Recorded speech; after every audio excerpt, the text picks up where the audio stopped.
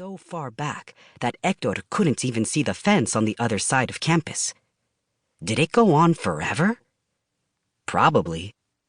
Everything seemed to in this town. Long streets, an endless horizon, so much space. There were no buildings leaning up against one another, no growing and diving hills with homes that seemed like they were riding the wave of the earth. Other kids were streaming up the steps into the school, and he took a deep breath.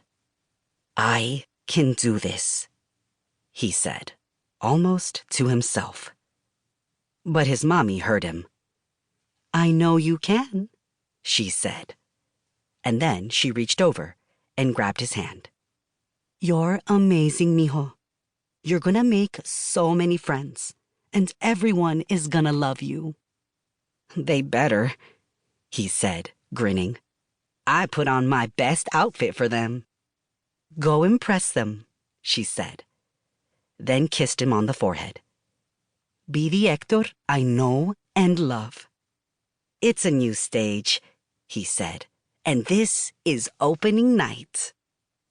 "That's a neat way to think of it," said Mommy. "You gonna join the drama club today?" "If I can find it," he said, as he opened the car door and jumped out. "Papi is picking me up, right?" She nodded, and Héctor blew her a kiss. He shut the door. She drove off. And then it was time.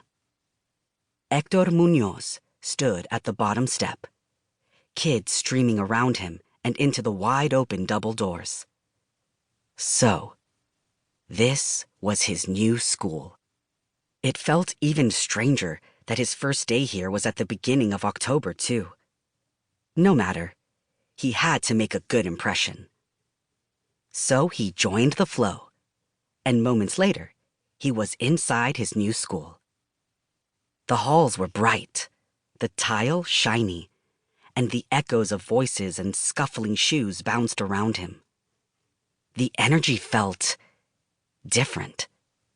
It wasn't as loud here as his last school. No one was reciting a monologue in the hallway, or singing, or practicing a synchronized dance routine. There weren't any kids running with a giant canvas hoisted on their back. As he counted 6 kids wearing green cargo shorts, he deeply missed Tim and Sophia, his best friends back in the mission. "I'll have to text them," he thought, and he pulled out his phone. "No phones out in the halls!" The voice rang loud and clear, just off to Héctor's left, and he froze in place, long enough for someone to bump into his backpack. "Out of the way!" the girl whispered, and she looked over Héctor from head to toe, then shook her head, her blonde curls bouncing back and forth. Seriously? He thought. Did she just judge my outfit? But he had no time to say anything. A woman stood tall in front of Héctor, her arms crossed in front of her, and she wore a head-to-toe gray outfit. Gray skirt, gray blazer over a gray shirt, and a gray cloth headband pulling her brown hair back, with impeccably shined gym sneakers on her feet. Everything was perfectly matched.